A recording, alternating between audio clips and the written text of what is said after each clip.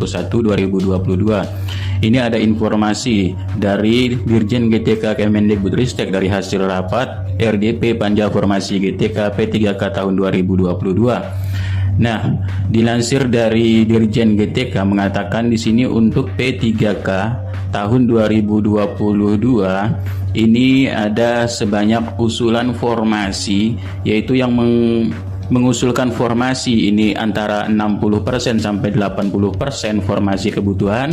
Ini ada daerah yaitu Aceh, Bali, Banten, Jawa Barat, kemudian Kalimantan Timur, Kalimantan Tengah, Kalimantan Selatan, Maluku, Tenggara Barat, Nusa Tenggara Timur, Papua, Riau, dan Sulawesi Selatan, Sulawesi Utara, dan Sulawesi Barat, serta Sulawesi Utara.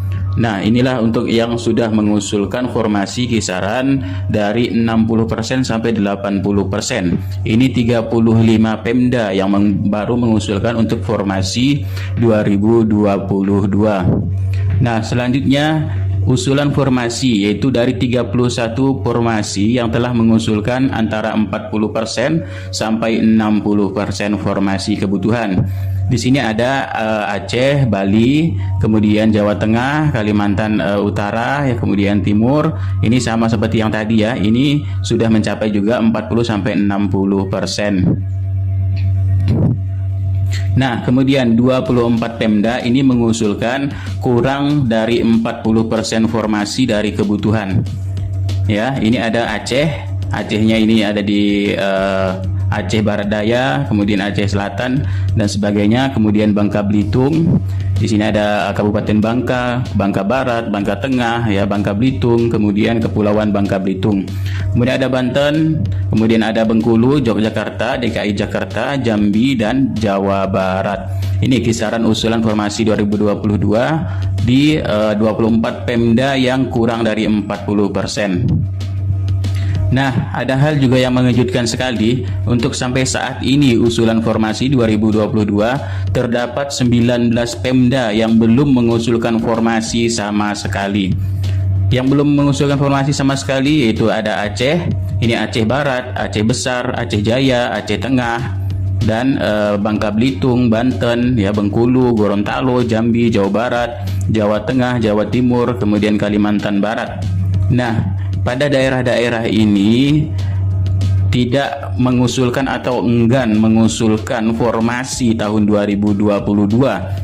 Tapi Dirjen GTK mengatakan tetap mengotot untuk bahwa Pemda tersebut harus mengusulkan formasi tahun 2022 karena akan memang mendapatkan sanksi kalau tidak mengusulkan, ya.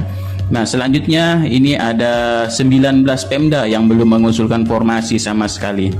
Kalimantan Selatan, ada Kalimantan Tengah, Kalimantan Timur. Bisa kalian stop dulu ya untuk melihatnya mana-mana di sini. Jadi kalian perlambat saja video ini, bisa dilihat. Kemudian Lampung, Maluku, Nusa Tenggara Barat, Papua, ya. Nah, inilah daerah-daerah yang enggan mengusulkan formasi tahun 2022. Kenapa enggan? Ya karena memang menurut prediksi dari pengamat pakar pendidikan, ini Pemda ya selain dari dana gaji, DAU dan sebagainya, mungkin ada masalah-masalah pro dan kontra terhadap pemerintah. Ya. Nah, jadi Bapak Iwan juga mengabarkan di dalam rapat ini kalau Pemda ini, pemerintah daerah ini, jika ingin terlihat hebat, ya katanya, tapi ketika mengusulkan formasi untuk P3K ini sangat sulit. Kenapa? Katanya tidak ada dananya, tidak ada uangnya, padahal dananya sudah masuk ke DAU. Jadi antara pusat dan daerah ini memang kurang sinkron dan kurang harmonis sekali, ya. Nah, jadi inilah 19 Pemda yang belum mengusulkan formasi sama sekali. Nah, selanjutnya ini masih sambungan dari 19 formasi. Ada Sumatera Utara di sini, ya, Kabupaten Labuhan Batu Selatan, Padaling Metal, ya, kemudian Nias Utara, ya, Pak Barat, ya, Samosir, Tapanuli, ya, di sini. Nah, sampai ke Tebing Tinggi juga belum mengusulkan formasi tahun 2022. Nah, Ini masih lanjutan untuk formasi yang tidak mengusulkan sama sekali tahun 2022. Nah, Dirjen GTK juga sini sudah menjelaskan bahwa ya dari Kementerian Keuangan pada tanggal 25 Juni 2021 ini sudah memberikan kepada Pemda untuk perhitungan anggaran gaji tahun 2021 ataupun 2022. Nah, jadi kata Bapak Iwan, sini pemerintah daerah ini harusnya diminta untuk melaksanakan pengangkatan P3K sesuai dengan formasi yang ditetapkan oleh Kemenpan RB, serta merealisasikan pembayaran gaji dan tunjangan P3K sesuai dengan ketentuan yang berlaku.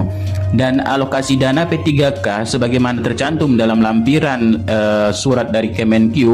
Di sini penganggaran sudah ditentukan penggunaannya secara spesifik atau bersifat earmark. Ya, di sini tidak dapat digunakan untuk belanja lain. Nah, selanjutnya di sini dari pertimbangan keuangan juga sudah mengalokasikan perhitungan kebutuhan gaji pokok ya. Gaji pokok P3K tahun 2021 ini selama 14 bulan termasuk gaji, tunjangan hari raya dan kebijakan gaji ke-13 dengan asumsi bahwa penggajian P3K guru mulai sejak Januari 2022. Kemudian kebutuhan gaji pokok P3K guru 2022 ini sebanyak 3 bulan gaji. Nah, jadi kalau yang untuk kebutuhan gaji 2021 ini 14 bulan gaji, tapi untuk yang 2022 ini sebanyak gaji pokoknya 3 bulan gaji dengan asumsi bahwa penggajian P3K dimaksud sejak bulan Oktober 2022.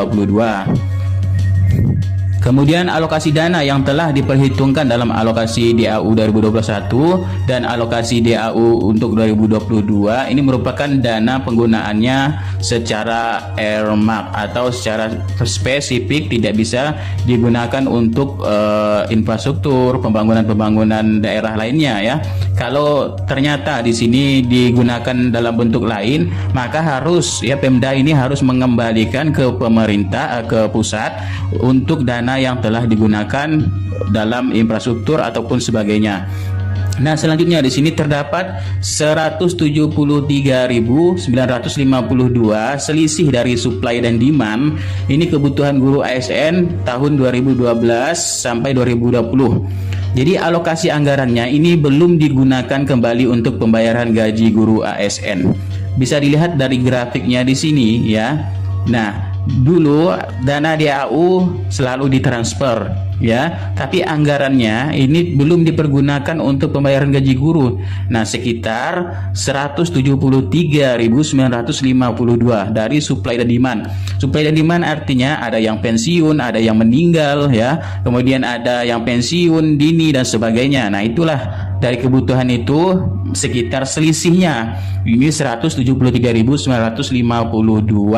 ya, alokasi anggaran yang seharusnya ini untuk pembayaran gaji guru yang dialihkan untuk pembangunan daerah lainnya. Nah, itulah yang harusnya kata Bapak Iwan ini harus digunakan kembali untuk gaji guru ASN. Kemudian ini draft mekanisme rekrutmen ASN P3K guru tahun 2022.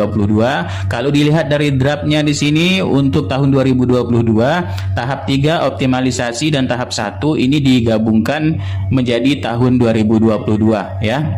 Nah, jadi di sini draftnya mengatakan adalah diperlukannya aturan yang sempurna serta bertanggung jawab sisa formasi tahap 3 tahun 2021 dengan formasi tahun 2022 guna mempertimbangkan syarat sebagai berikut. Yang pertama, ini akan mengakomodir guru yang telah lulus passing grade tanpa tes kembali ya. Kemudian yang kedua, memperbesar formasi jika Pemda ini mengajukan secara maksimal yaitu sekitar 970.410 formasi, maka digabungkan dari tahun 2021 ini sebesar 212.392 dan formasi 2022 ini sebesar 758.018. Nah, selanjutnya kenapa ini digabungkan dari tahun 2022? Untuk mencegah terjadinya pergeseran antar guru sekolah induk yang lebih banyak lagi. Kemudian rekrutmen atau mekanisme ASN P3K tahun 2022 ini yang terakhir adalah mempercepat penuntasan pemenuhan 1 juta guru ASN P3K. Nah, jadi pemerintah di sini sedang berusaha keras ya. Jadi maksimalnya harus Pemda dengan pusat ini harus selaras dan sejalan. Tapi kata dari Manpan RB, untuk kedepannya ini tidak lagi akan melalui Pemda. Untuk rekrutmennya langsung rekrutmen di bidang pendidikan dan kebudayaan, yaitu Kemendikbudristek. Jika kita memerlukan guru baru umpamanya ya, ini langsung nanti akan diambil direkrut oleh Kemendikbudristek menjadi ASN ya, langsung dari dananya semua langsung dari dari Kemenq langsung ke Kemendikbudristek untuk penggajian gurunya, tidak lagi melalui pemerintah daerah. Nah, jadi nanti kedepannya sekolah-sekolah ini diambil alih oleh pemerintah pusat, seperti dari Kemenak ya, Kementerian Agama. Kementerian Agama satu induk, yaitu di Kemenak Pusat. Ya, nah seperti itu, sama seperti itu. Nanti kedepannya guru ini tidak lagi melalui Pemda ya, jadi satu terpusat ke Kemendikbudristek.